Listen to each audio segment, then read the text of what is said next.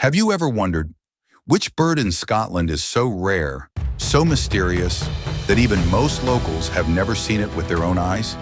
Stick around, because by the end of this video, you'll know the answer. And I promise, it's not what you expect. But first, welcome to our channel. If you love nature, wildlife, and the thrill of discovery, don't forget to hit that like button, subscribe, and share this video with a friend who loves birds.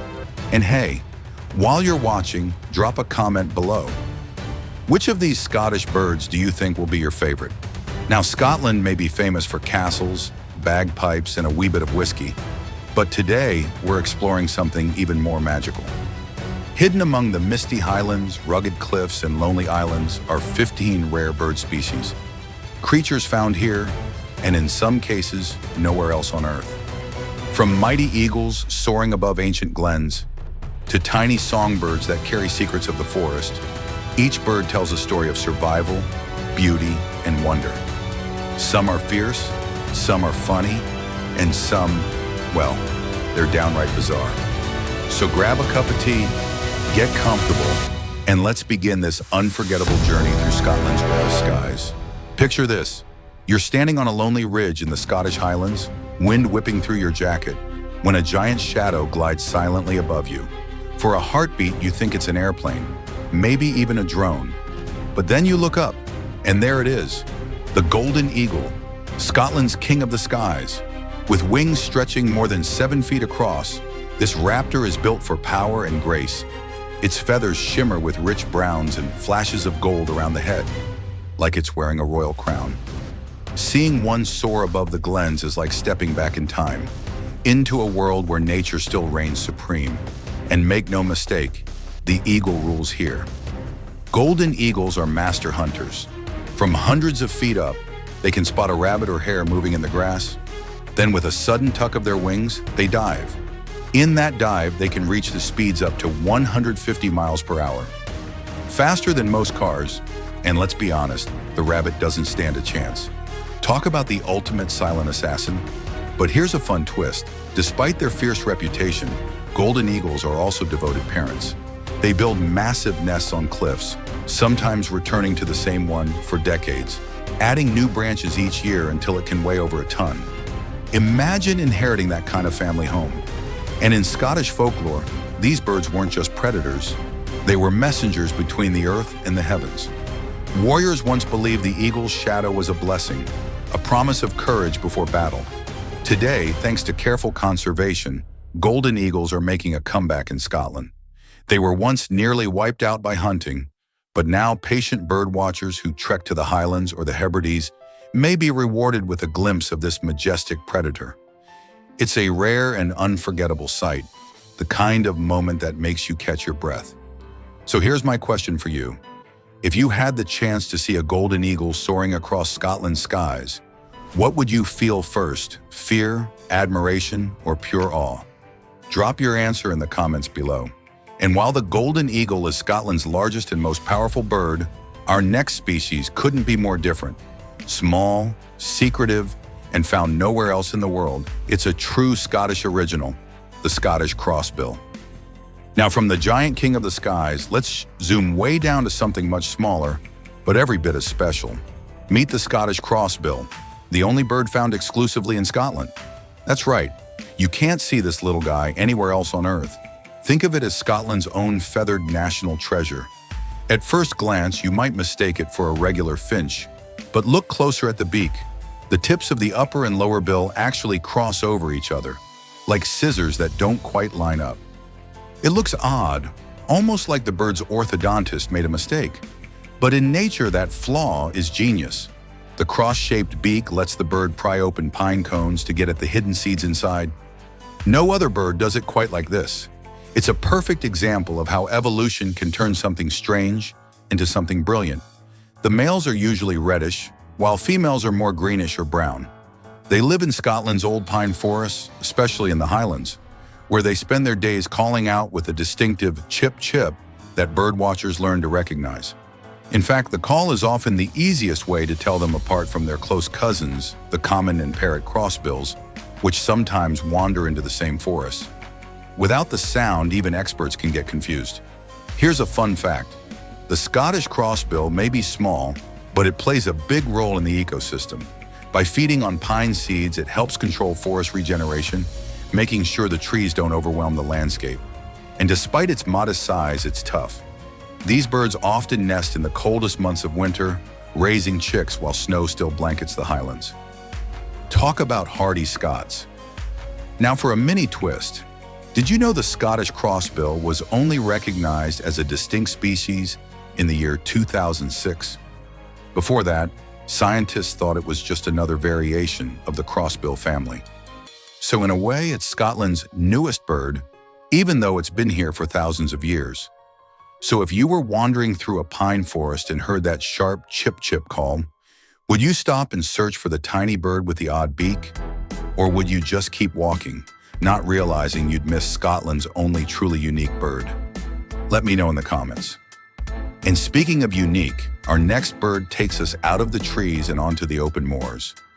Rugged, reddish, and tied to Scottish identity itself, it's the red grouse. If the golden eagle is Scotland's king of the skies, then the red grouse might just be the heartbeat of the land. This plump, reddish-brown bird is found almost everywhere on Scotland's heather moorlands. And here's the twist. It exists nowhere else in the world in this exact form. It's a subspecies unique to the UK, and it has become almost as Scottish as tartan and bagpipes. With feathers that perfectly match the heather, the red grouse is a master of camouflage. Unless it suddenly bursts from the ground with a panicked whir of wings, you might walk right past it without noticing. That sudden takeoff can be so startling that hikers joke about red grouse being nature's alarm clock, guaranteed to get your heart racing. Their diet is almost comically simple: heather, heather, and more heather.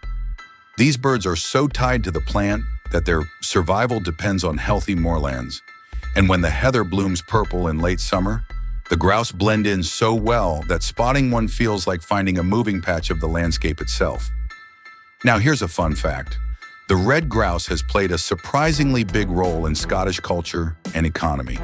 It's the star of the Glorious 12th, the traditional hunting season that begins every year on August 12th. For centuries, hunters have traveled to Scotland's moors for this event, making the bird both famous and controversial. Conservationists today stress the balance between tradition and protecting the moorland ecosystem. But either way, this little bird has shaped how Scotland is seen around the world. And here's a mini twist for you. Unlike many game birds, the red grouse doesn't migrate at all. It spends its whole life on the same stretch of moor. Imagine that, never leaving home, just eating heather and surprising hikers year-round. Not a bad life if you think about it. So tell me, if you were walking across the moors and a red grouse exploded into flight at your feet, would you laugh, scream, or just stand there stunned? Drop your reaction in the comments. From the humble heather-loving grouse, let's turn to another raptor, one that was once nearly extinct in Britain, but has made a dramatic comeback. Say hello to the white-tailed eagle. They call it the sea eagle, but in Scotland, most folks just say the flying barn door. And trust me, that's no insult. With a wingspan stretching up to 8 feet, the largest of any bird in the British Isles, the white-tailed eagle really does look like a barn door floating across the sky. This giant bird of prey has a striking appearance: a pale head, fierce yellow eyes, and a tail as white as freshly fallen snow. No mistaking it once you've seen it. They spend much of their time soaring over coastal cliffs and islands, scanning the waters for fish, which make up the bulk of their diet. But they're not picky. They'll happily take seabirds, rabbits, or even scavenge carrion when the opportunity arises. Some people like to joke that the white-tailed eagle is half majestic hunter, half opportunistic thief. Now here's where the story takes a dramatic twist. White-tailed eagles were once completely extinct in Britain. By the early 20th century, relentless hunting and habitat loss wiped them out. For decades, the skies were empty of this giant. But starting in the 1970s, conservationists began a reintroduction program, bringing eagles from Norway to Scotland's wild coasts. Slowly, the flying barn door returned home. Today, thanks to protection and patience, Scotland is once again a stronghold for these magnificent birds. Spotting one over the Isle of Mull or the Hebrides is considered the wildlife experience of a lifetime. Here's a fun fact. When white-tailed eagles lock talons in the air, sometimes as part of a courtship display, they spiral downward together in what looks like a mid-air wrestling match. To the untrained eye, it's terrifying, like two giant birds about to crash to their doom. But don't worry, they usually let go before hitting the ground. Call it extreme dating, eagle style. So here's my question for you. If you were lucky enough to see this massive bird gliding low over the water, would you grab your camera first or just stand frozen in awe? Let me know in the comments. From the vast open seas, our journey now takes us inland to meadows and fields where a far smaller bird hides. Once common, now increasingly rare, it has a call that echoes like a secret voice of Scotland, the Corncrake. If the white-tailed eagle is impossible to miss, the Corncrake is the exact opposite. It's almost impossible to see. This small, secretive bird spends most of its life hiding in tall grass and meadows, slipping between stems like a feathered ghost. But here's the funny part. While you might never spot one with your eyes, your ears will have no trouble. The Corncrake is famous, or maybe infamous, for its loud, rasping call. It sounds a bit like someone running a comb across their fingernails. Crex, crex, crex, crex. Not exactly a lullaby, but definitely unforgettable. In Scotland, Corncrakes favor the islands and remote farmland, where long grass gives them cover. They're not strong flyers and prefer to stay grounded, darting quickly through the vegetation. Farmers used to see them everywhere, but changes in agriculture have made their numbers plummet. Today, spotting, or rather, hearing, one is a rare treat. Conservation projects now work with farmers to delay mowing fields, giving these shy birds a chance to breed and raise chicks safely. Here's a mini twist. Although corncrakes act like they can't fly, when migration season comes, they take off on a journey thousands of miles long, heading all the way to Africa. Imagine a bird that won't cross a dirt path in daylight suddenly deciding to cross continents at night. It's like finding out your quiet neighbor is secretly a world traveler. And here's a fun fact. The corncrake has been written into poetry, folklore, even old Scottish songs. Generations of Scots grew up hearing that odd call echoing across summer fields. For many, the sound became part of the landscape itself. That's why their decline hit so hard. It wasn't just losing a bird, it was losing a voice of the countryside. So here's my question. If you were walking through a Scottish meadow at dusk and heard that strange Crex Crex call, would you be curious enough to stop and listen? Or would you think someone was playing a prank in the bushes? Tell me in the comments below. From the shy whisper of the meadows, we move to the booming display of the moors. Our next bird is bold, dramatic, and known for a courtship dance that turns heads, the black grouse. If the corncrake is shy and secretive, the black grouse is the complete opposite. This bird doesn't hide, it puts on a show. At dawn, out on the open moors of Scotland, males gather in what's called a lek.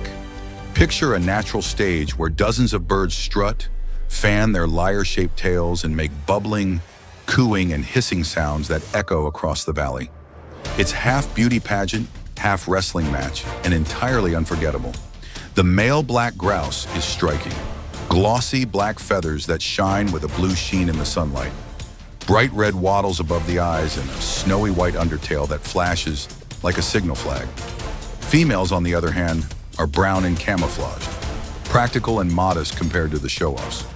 While the males are busy performing, the females stand around watching, almost like judges on a talent show. And yes, only the best dancers get picked. Here's a fun fact. Scientists have found that female grouse often return year after year to the same lek, choosing the same male again if he's still around. It's like a long-running romance series, The Bachelor Highlands edition. But there's a twist. Despite the spectacle, black grouse numbers have fallen dramatically across Britain, and in many areas they've vanished completely. Scotland is now one of their last strongholds. Conservationists are working hard to preserve moorland habitats so that future generations can still witness this extraordinary dawn performance. Imagine traveling all the way to the Highlands only to miss it. Heartbreaking, right? And here's something even more fascinating. In some cultures, the bubbling song of the black grouse was once thought to carry magical powers, capable of bringing good fortune or even predicting the weather. Whether you believe that or not, there's no denying that hearing it live is like stepping back into ancient Scotland. So here's my question. If you were out on the moors at sunrise and saw these birds strutting and bubbling away, would you film it, cheer them on, or just quietly enjoy the spectacle? Share your thoughts in the comments. From a bird that loves to perform in broad daylight, we now move to one that prefers the opposite. Silent wings, nighttime hunting, and a call that can sound downright eerie. Let's meet the European nightjar. As the sun sets and the moors fade into twilight, another performer takes the stage. Unlike the flashy black grouse, the European nightjar prefers mystery. This bird is so well camouflaged that even if it's sitting right in front of you on a tree branch, you'd probably mistake it for a chunk of bark. But once darkness falls, the nightjar reveals its true self. The male's call is unforgettable, a long, vibrating chirr that can last for minutes without pause. Some say it sounds like a motorbike engine idling in the distance. Others compare it to a spinning wheel. Whatever you hear once it starts, it's hard to ignore. That strange song drifts across heathland, moors, and forest edges on warm summer nights, giving the landscape an eerie, almost otherworldly feel. Nightjars are nocturnal hunters. They swoop silently through the night, catching moths and other insects in midair with their wide, gaping mouths. Their eyes are huge, adapted for low light, and they fly with a ghostly grace. Farmers once called them goat suckers, thanks to an old myth that these birds would sneak into barns at night and steal milk from goats. Totally untrue, of course, but it gives you an idea of how mysterious people found them. Here's a fun fact. Nightjars migrate all the way from Scotland to Africa each year. That's an incredible journey for a bird that spends most of its time pretending to be a log. Imagine a traveler who naps all day and then suddenly decides to walk across continents at night. Talk about living a double life. And here's a twist. Because they're so hard to spot, many people in Scotland have lived their whole lives hearing the nightjar's song without ever seeing the bird itself. It's almost like the land is haunted by a voice with no body. So here's my question. If you were walking alone on a summer night and suddenly heard that endless chirr echoing from the dark, would you be fascinated, creeped out, or maybe a little of both? Drop your answer in the comments. From the shadows of night, let's return to the cold brightness of day. Our next bird trades camouflage for snow-white feathers and a spirit built for winter survival, the snow bunting. When most birds head south to escape the cold, one little songbird laughs in the face of winter. Meet the snow bunting, sometimes called the snowflake bird. And once you see a flock in flight, you'll understand why. Their bright white wings flash against the gray sky like drifting snowflakes, swirling and sparkling over the frozen landscape. Unlike many colorful tropical birds we've seen, the snow bunting's beauty is found in its simplicity. Males are mostly white with black wingtips, while females show softer shades of brown. They breed in some of the harshest places on Earth, Arctic tundra and high mountain ridges, and in Scotland, you can spot them in the cairngorms or along windswept coasts during winter. Watching them hop and flutter across icy ground, you can't help but admire their toughness. Here's something fascinating. Snow buntings are among the earliest birds to nest in the Arctic. They often lay their eggs while snow is still on the ground.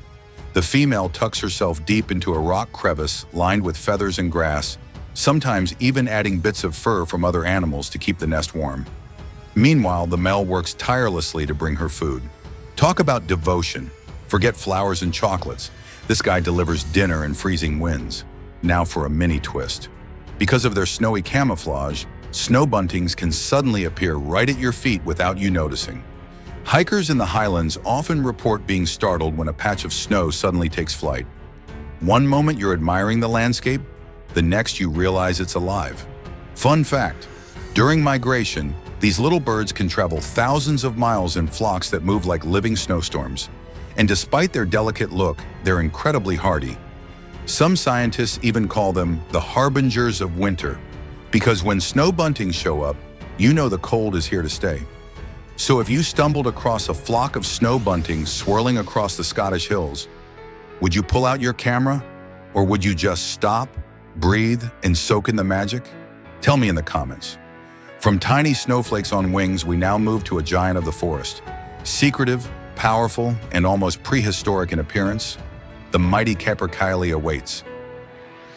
If the snow bunting is delicate like drifting snow, the Capercaillie is the total opposite. Big, bold, and downright prehistoric. This enormous grouse, sometimes called the woodland turkey, is one of the heaviest flying birds in Scotland.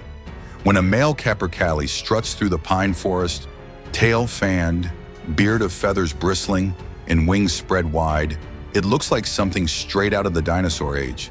The males are striking, with glossy black plumage, a red eyebrow, and that dramatic fan-shaped tail. They put on courtship displays that are almost comical, puffing up their chests, making bizarre clicking and popping noises, and stomping around like feathered warriors.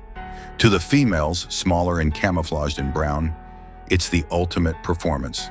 To a human observer, it can feel a bit like watching a Scottish Highland dance competition, only with more feathers. Here's a fun fact. The name Capercaillie comes from Gaelic and roughly translates to horse of the woods. Fitting because when a male takes flight, the sound of its wings beating through the trees can be as loud as galloping hooves.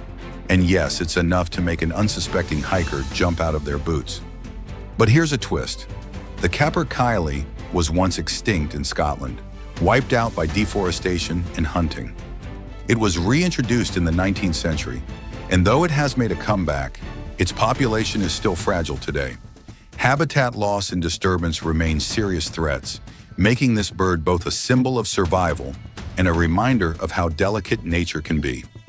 Watching a Capercaillie lek at dawn, with males clashing and posturing for the attention of females, is like stepping into a secret world. It's rare, it's wild, and it's one of Scotland's most unforgettable wildlife spectacles. So here's my question. If you stumbled across a male Capercaillie in full display, tail fanned, feathers bristling, making those strange clicks, would you find it majestic, funny, or maybe a little of both? Share your answer in the comments below. From the giant of the pine woods, let's shift our gaze to something much smaller, a tiny songbird with a spiky hairdo that would make any rock star jealous, the crested tit. After the booming giant of the forest, it's time to shrink down to something tiny but full of personality. Meet the crested tit, a small songbird that looks like it just walked out of a punk rock concert. With its spiky black and white crest sticking straight up, this little bird is Scotland's own feathered rock star. The crested tit is found mostly in the ancient Caledonian pine forests of the Highlands. Unlike the flashy Capercaillie, it doesn't need a huge stage. Instead, it flits through branches with quick hops, constantly chattering with its sharp, buzzing calls. Birdwatchers often say you hear it before you see it, and when you do catch a glimpse, that bold crest is impossible to miss. It's like a mohawk with wings. Despite its tiny size, the crested tit is tough. Winters in the Highlands are no joke, yet these birds stick around year-round, scavenging for insects, spiders, and pine seeds. They're clever too, often caching food in tree bark to retrieve later. Think of it as a feathery version of hiding snacks in the cupboard for a rainy day. Here's a fun fact. Unlike many British birds, the crested tit is rare in the UK, and in Scotland it survives mainly in the cairngorms. That makes it a real prize for birdwatchers. Many travel north just to see this little punk of the forest. And here's the twist. While the crest looks stylish, it's also practical. During displays, males raise and lower it to communicate mood. Part fashion statement, part body language. Who knew birds invented signaling long before emojis? These birds are also surprisingly social. In winter, they join mixed flocks with other small species like coal tits and goldcrests, moving together like a tiny feathered neighborhood watch. Spot one, and you'll often find a dozen more fluttering nearby. So here's my question. If you could give the crested tit a stage name, what would it be? Something fierce like Featherhawk, or something funny like Mohawk McChirp? Drop your ideas in the comments below. From a punk rocker of the pines, we now climb higher into the mountains. Here in the snowfields and rocky slopes lives a bird that changes its clothes with the seasons, the the hardy ptarmigan. High up in Scotland's mountains, where the air is thin and the wind can cut like a knife, lives one of the toughest birds you'll ever meet, the ptarmigan. This little grouse isn't flashy like the Capercaillie or noisy like the black grouse. Instead, it's a master of survival, perfectly adapted to life above the tree line. What makes the ptarmigan remarkable is its wardrobe. In summer, it wears mottled brown feathers that blend with rocky slopes. But when winter arrives, it changes into pure white, disappearing completely into the snow. It's nature's version of an invisibility cloak. And if you think that's impressive, even its legs and feet are feathered, turning them into fluffy snow boots that let the bird walk on drifts without sinking. Spotting a ptarmigan is no easy task. They stay low to the ground, crouching among rocks, and only take flight when danger gets too close. When they do, they burst up with a surprising whir of wings, leaving hikers wondering how a rock suddenly came alive. Here's a fun fact. Ptarmigans are the only birds in Britain that live permanently in the high Arctic alpine zone. In the cairngorms, they endure blizzards, freezing temperatures, and long nights that would send most species packing. Yet these hardy birds seem perfectly at home, calmly nibbling on buds and shoots while snow piles around them. And here's a twist. Despite their camouflage, ptarmigans have a surprisingly loud, croaking call that sounds a bit like someone gargling gravel. It's a comical voice for such a serious survivor, almost as if nature decided to give the bird a sense of humor. For centuries, ptarmigans have fascinated Scots and visitors alike. In fact, their seasonal plumage has inspired folklore, with people once believing the birds had magical powers to change shape. Today, they remain a sought-after sighting for hikers and birders braving Scotland's high peaks. So here's my question. If you had the chance to hike the snowy cairngorms and see a ptarmigan blending perfectly into the white landscape, would you feel proud to spot it, or a little embarrassed that you almost stepped on it? Share your thoughts in the comments. From the icy world of the mountains, let's swoop down to Scotland's rivers and lochs, where another incredible bird performs breathtaking dives, the osprey. From the snowbound peaks, we glide down to Scotland's lochs and rivers, where another bird takes fishing to an entirely new level.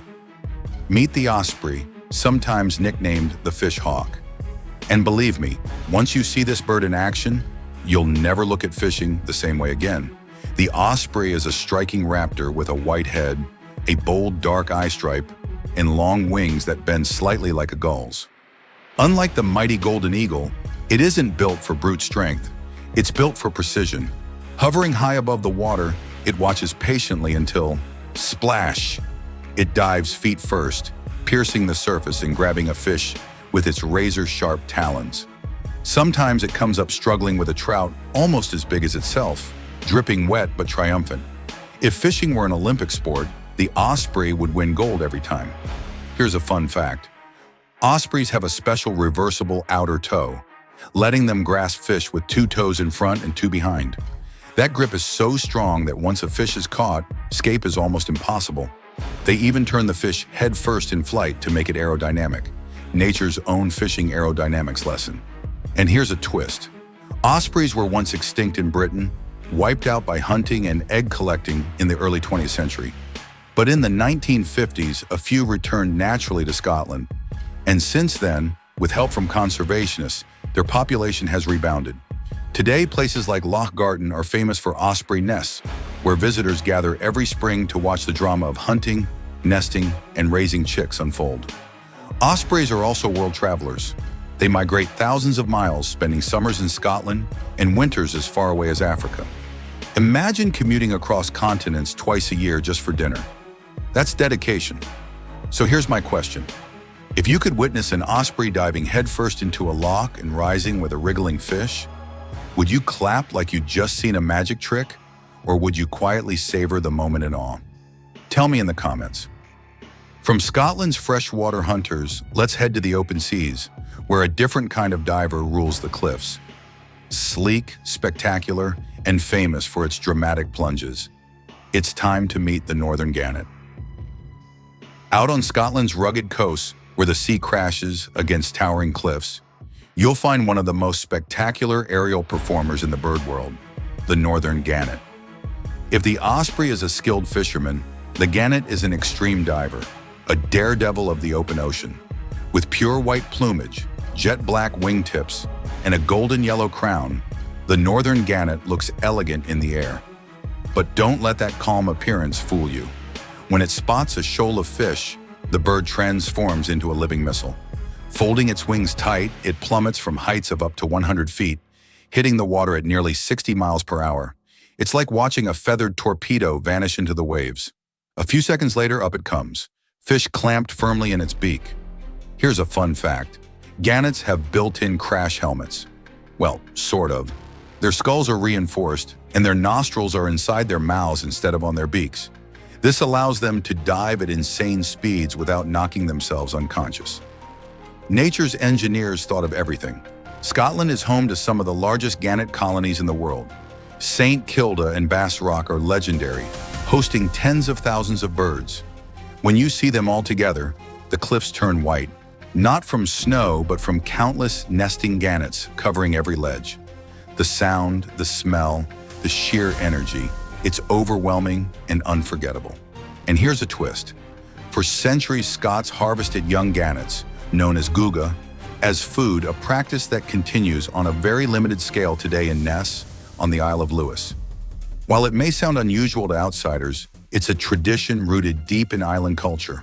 So in Scotland, the gannet is not just a bird, it's part of history. So let me ask you this. If you were standing on a Scottish cliff, watching hundreds of gannets plunge into the sea like arrows, would you grab your camera or would you simply stand in awe of the chaos and beauty? Share your thoughts in the comments. From the sea's fearless diver, let's move inland again, to the deep lochs where a haunting call echoes across still waters. Our next bird is mysterious, powerful, and often called the spirit of the north, the great northern diver. Picture yourself standing at the edge of a Scottish loch at dawn. The water is like glass, mist rising in curls, when suddenly a sound breaks the silence. A long, haunting wail echoes across the stillness. It's not a ghost, not bagpipes carried on the wind. It's the call of the great northern diver, also known to Americans as the common loon. This bird is stunning up close. In breeding plumage, it wears a black and white checkered back, a sleek black head, and a necklace of vertical white stripes that gleam in the sunlight. Its red eyes glow like tiny embers, perfect for spotting fish beneath the water. And fish are what this diver does best. With legs set far back on its body, it swims like a torpedo, chasing prey deep below the surface. Some dives last more than a minute, reaching depths of over 200 feet. Try holding your breath that long. I bet you won't beat the bird. Here's a fun fact. The great northern diver is so perfectly adapted to water that it's almost clumsy on land. Its legs are placed so far back, it can barely walk, so it nests right at the water's edge. It's a specialist, awkward on shore, but a master of the loch. And here's a twist. Though often thought of as a symbol of North America, especially in Canada, these birds also breed in parts of Scotland. For many visitors, hearing that eerie wail across a Scottish loch feels surreal, like two continents have collided in one moment. It's the sound of wilderness, of places untouched by time. Conservationists watch them closely, as their numbers are sensitive to disturbance and water pollution. Protecting their nesting sites means protecting that haunting soundtrack of the Highlands. So here's my question. If you heard the call of the great northern diver across a lonely loch, would you find it soothing, spooky, or maybe a little bit of both? Tell me in the comments below. And now for our final bird, we end not with something haunting or fierce, but with a crowd favorite. Colorful, comical, and beloved worldwide, it's Scotland's very own clown of the sea, the Atlantic Puffin. If the great northern diver is mysterious and haunting, the Atlantic Puffin is pure joy. Often nicknamed the clown of the sea, this little bird has captured hearts worldwide with its comical looks and charming personality. One glance at that bright orange beak, stubby wings, and waddling walk, and you can't help but smile. In Scotland, puffins gather in huge colonies on cliffs and islands, like the Isle of May or St. Kilda. During the breeding season, they dig burrows into grassy slopes, where they raise a single chick, affectionately called a puffling. Yes, that's the real name. And yes, it might be the cutest word in birdwatching. Watching puffins fish is an absolute delight. They dive underwater using their wings like flippers and return with beaks stuffed full of tiny silver fish, sometimes carrying a dozen at once. It's like watching a feathered grocery shopper trying to hold all their bags in one trip. No wonder they've earned a reputation as nature's comedians. Here's a fun fact. Despite their clumsy appearance on land, puffins are incredibly skilled flyers. They beat their wings up to 400 times per minute, zipping through the air at speeds of 55 miles per hour. That's faster than most traffic in Edinburgh at rush hour. And here's the twist. Puffins spend most of their lives out at sea, far from land, bobbing on the waves like little seabird sailors. We only get to see them up close for a few months each summer when they come ashore to breed. Blink and you'll miss them until the next year. That's part of what makes a puffin sighting in Scotland feel so magical. It's a rare invitation into their secret world. So here's my question. If you could watch a puffin colony in action, birds waddling, diving, and delivering fish to their pufflings, what would you feel first? Laughter, wonder, or maybe both at once? Share your thoughts in the comments below. And with that, we close our journey through Scotland's skies and landscapes. From mighty golden eagles to the endearing Atlantic puffin, these 15 species remind us that Scotland is not just about castles and history. It's alive with wild, rare, and unforgettable birds.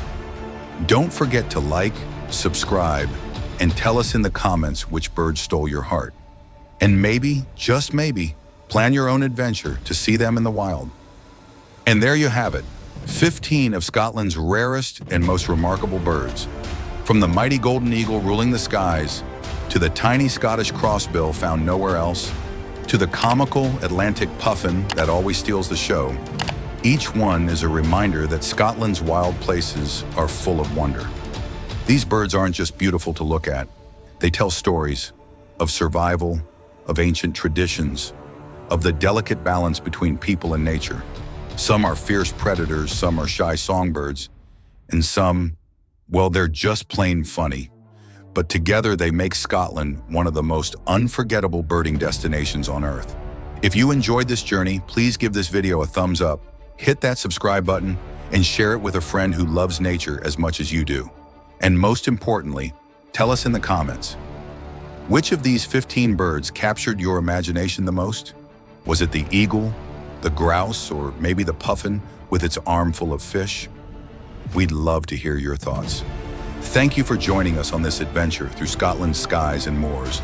Until next time, keep exploring, keep listening, and never stop marveling at the wild world around you.